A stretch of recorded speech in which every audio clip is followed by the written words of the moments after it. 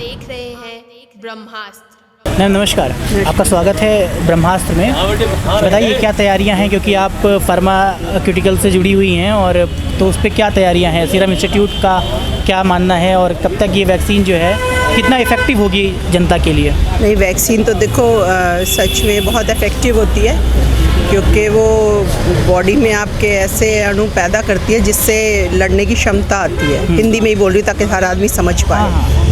और उसके बाद अगर वो जीवाणु अटैक करता है बॉडी को तो वो उससे लड़ेगा और वो बीमारी नहीं होगी। तो मोदी जी ने जो ये किया है सीरम को और भारत को दोनों को दिया है, और बाकी भी कंपनीज़ को इवन इंपोर्ट भी करेंगे तो वैक्सीन, तो ये फ़ायदेमंद ही रहेगा।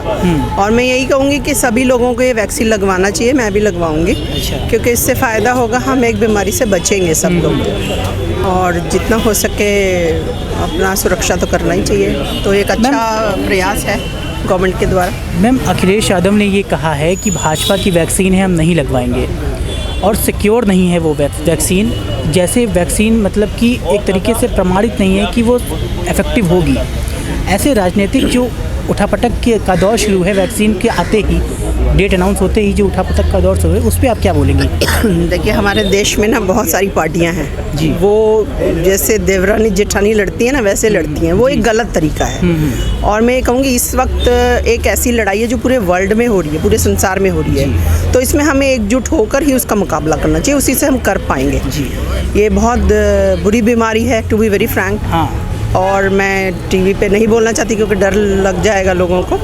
ये बड़ी खतरनाक बीमारी है। कोई बच जाए, किसी के शरीर में ज़्यादा ताकत है, वो उसकी किस्मत है, अन्यथा बचना मुश्किल है। तो वैक्सीन एक ऐसा प्रयास है जिससे हम बच सकते हैं। पहले भी आपको पता है 10-10, 20-20 सालों में वैक्सीन्स डेवलप हुई, फिर पोलियो और खसरा, मिजल्स की हुई वैक्सीन्स, कई सालों तक लोग भुगतते रहे हैं। तो अभी ये जल्दी आ गई है क्योंकि ये खतरनाक बीमारी थी और सबने प्रयास किया, पूरे वर्ल्ड ने, और सबने लिया है। और आई थिंक मोदी जी खुद भी पहले लेंगे, अमित शाह जी भी, आई थिंक, और मैं भी लूँगी जैसे ही वैक्सीन आएगी।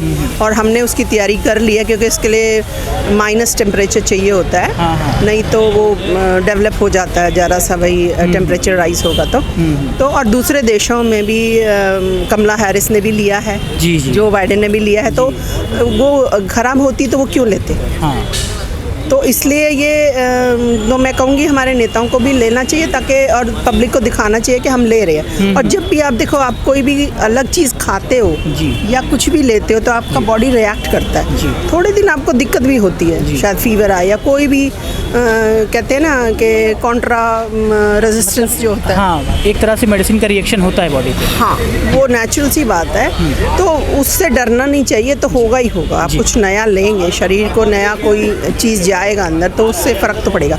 उससे डरना चाहिए, वो सबसाइड हो जाता है धीरे धीरे over a period of time. लेकिन हम बचेंगे तो ना, मृत्यु तो नहीं होगी ना इससे। Ma'am short period of time में ये वैक्सीन डेवलप हुई है, क्या इसीलिए लोगों में एक मैसेज जा रहा है कि ये सेफ़ नहीं है वैक्सीन? नहीं, ये बिल्कुल सेफ़ है। मैं आपको सच बात बताती हूँ। थॉमस अल्वा एडिसन आपको मालूम है? उनकी फैक्ट्री जब वो 67 ईयर्स के एज के थे, पूरी जलकर राख हो गई थी, और उन्होंने 2 साल में 2 डिवाइसेस बना दी थी। तो आप कहोगे इतने सालों से, वो 25 सालों से लगे हुए थे, लेकिन 2 साल में कैसे डेवलप कर दिया? जब आपके माइंड पे प्रेशर होता है ना, तो आप बहुत फास्ट वर्क करता है ब्रेन आपका। और सारा संसार के साइंटिस्ट लगे हुए थे, डॉक्टर्स लगे हुए थे, और जितने फार्मेसी के लोग भी हैं वो भी लगे हुए थे, फार्मास्यूटिकल साइंटिस्ट जो है। तो इसलिए थोड़ा जल्दी डेवलप किया, क्योंकि वी वर ऑल टुगेदर। और इंडिया में भी गवर्नमेंट का साथ देना चाहिए, मैं तो यही कहूँगी, मोदी जी का साथ देना चाहिए। अगर हम ये राजनीति करेंगे तो फिर गलत होगा। आई थिंक इस वक्त एकजुट होकर इस लड़ाई से लड़ना चाहिए, नहीं तो सब मारे जाएंगे।